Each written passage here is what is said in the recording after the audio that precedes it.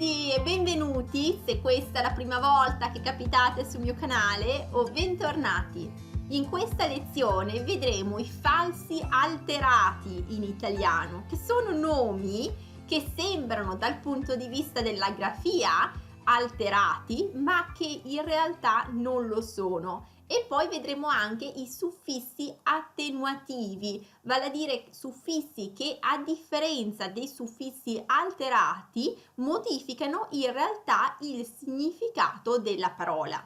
Vi ricordo che potete regolare la velocità del video se parlo troppo lentamente o se parlo troppo velocemente, premendo sulle impostazioni in basso a destra sulla rotellina, e oltre a sottotitoli in italiano ho preparato anche sottotitoli in inglese, francese, spagnolo e russo se ne avete bisogno. Allora, in una lezione precedente avevamo visto tutti i suffissi alterati, quindi se ve la siete persa vi lascio poi il link al video nella descrizione, così che ci date un'occhiata.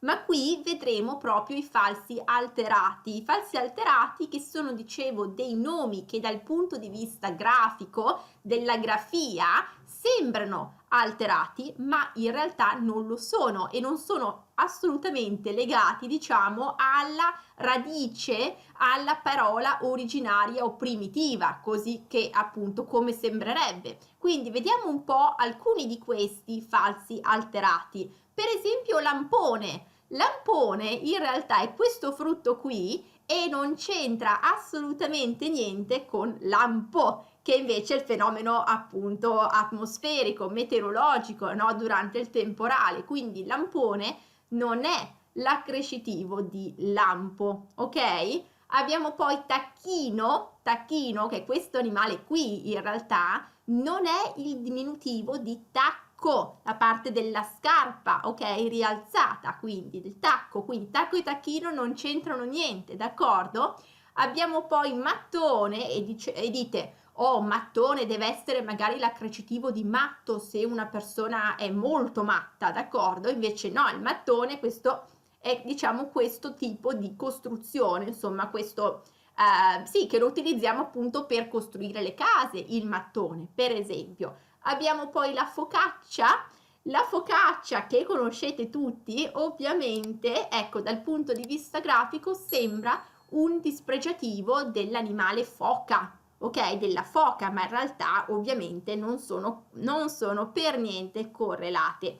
Abbiamo poi il colletto che è un po' il bordo, che è la parte che circonda il collo nei capi di vestiario, che non è un diminutivo di collo, d'accordo? Che è la parte del corpo, certo, sì, circonda il collo, ma non è un diminutivo del collo stesso, d'accordo? Quindi colletto. Abbiamo la collina che è un rilievo poco elevato e non è in realtà diminutivo di colla, la colla che si utilizza per attaccare oggetti e via, ok? Quindi collina e colla non c'entrano niente tra di loro.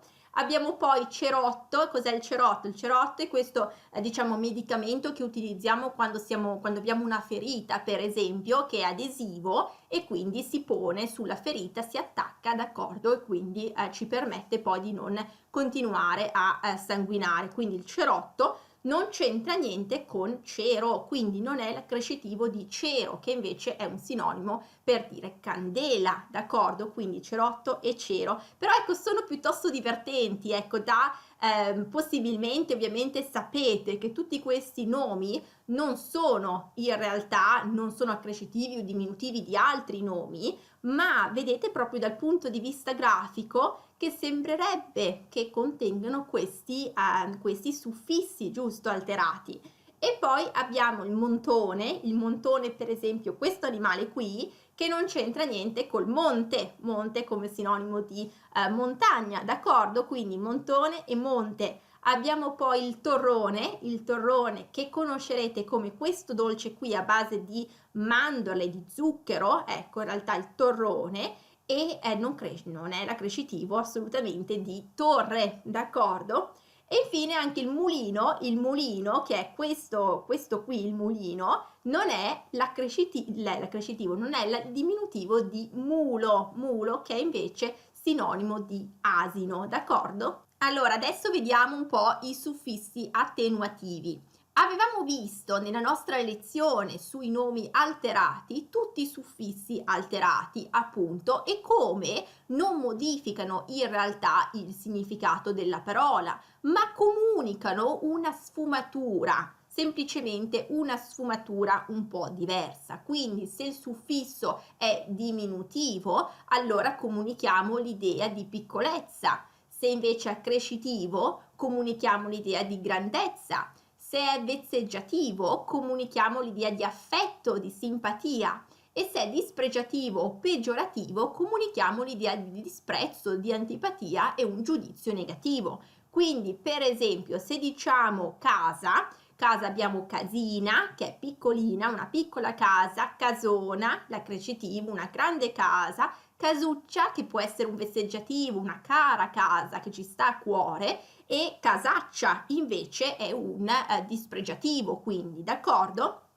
I suffissi attenuativi invece, a differenza dei suffissi alterati, alterano proprio, in realtà alterano il significato, modificano il significato del nome e in realtà molto spesso vengono utilizzati con colori, d'accordo? Con i colori e ne attenuano, semplicemente ne attenuano il significato. Vediamo un po' quindi quali sono questi suffissi attenuativi. Abbiamo iccio, per esempio possiamo dire bianchiccio. Bianchiccio, allora in realtà può significare, a seconda dei casi, un bianco in realtà un po' più scurito, ok? Senza però giudizi di valore, d'accordo? Non diciamo che se diciamo bianchiccio, non pensiamo che sia un bianco, diciamo in senso negativo, che questo bianco non è proprio bianco, d'accordo? È semplicemente un po' più scuro rispetto a bianco, diciamo, puro, d'accordo?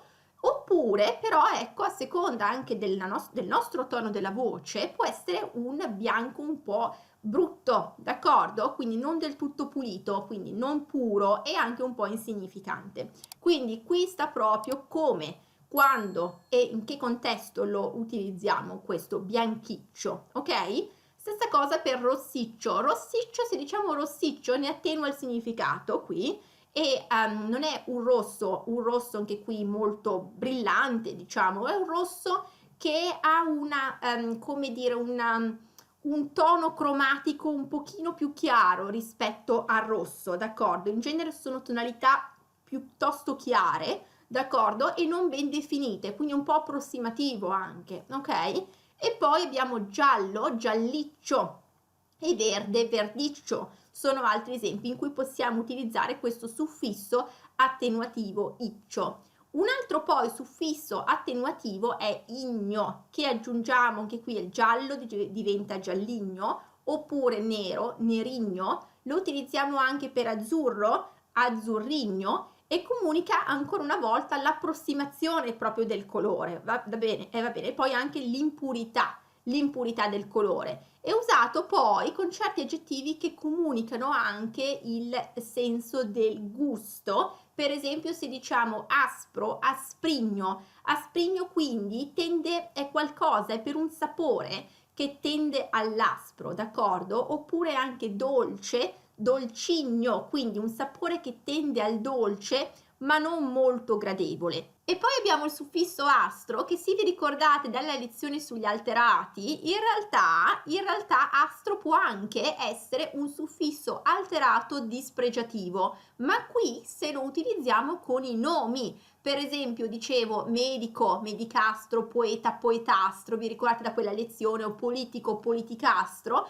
Allora, se utilizzato con i nomi, è un suffisso alterato con valore dispregiativo e comunichiamo l'idea di poco valore, di scarsa qualità, d'accordo? Se invece lo utilizziamo con aggettivi, allora il suffisso astro ha valore attenuativo, quindi modifica il significato. Quindi se diciamo bianco, biancastro, non è più bianco, ma è un bianco attenuato, giusto? Quindi è un bianco che non è bianco. è semplicemente un bianco impuro, approssimativo anche, ok? Di una tonalità cromatica magari non ben chiara, tendente al bianco, però ovviamente ne modifica il significato, non è più bianco, ok? Oppure anche rosso, rossastro, stessa cosa, verde, verdastro, abbiamo giallo, giallastro, d'accordo? Quindi tutti aggettivi con valore attenuativo qui, con gli aggettivi, questo suffisso astro. E poi abbiamo il suffisso ognolo che indica ancora una volta una tonalità cromatica meno intensa. Quindi se diciamo azzurro, azzurrognolo, ovviamente l'azzurrognolo è meno intenso dell'azzurro, oppure verde, verdognolo anche, o giallo, giallognolo o nero, nerognolo, sono tutte tonalità cromatiche meno intense rispetto al colore originario. Ok? E infine abbiamo il suffisso occio. Il suffisso occio che lo aggiungiamo ad aggettivi e sostantivi ed ha sia valore diminutivo o vezzeggiativo oppure attenuativo e l'intonazione per lo più scherzosa. Per esempio diciamo bello, belloccio, d'accordo? Bello e belloccio, e grasso, grassoccio, ok? Quindi ha proprio un tono un po' più scherzoso, se diciamo belloccio o grassoccio, d'accordo? E una variante di occio è ozzo, quindi lo utilizziamo soprattutto per esempio con predica, predicozzo, che la predica in realtà è quella che il prete fa in chiesa, ma predicozzo è più un ammonimento così scherzoso, amichevole, in tono amichevole, d'accordo? Quindi questo per il suffisso attenuativo occio. E niente, allora, questo conclude anche la nostra lezione di oggi sui falsi alterati, sui suffissi attenuativi. Fatemi sapere se è tutto chiaro e se il video vi è piaciuto mettete un like, così che mi aiutate a spargere la voce e a raggiungere più persone con questo contenuto, e considerate iscrivervi al canale ed attivare la campanella delle notifiche per non perdere nessun nuovo episodio. Allora vi auguro una buona giornata, un buon proseguimento, continuate a seguirmi e alla prossima. Ciao ciao!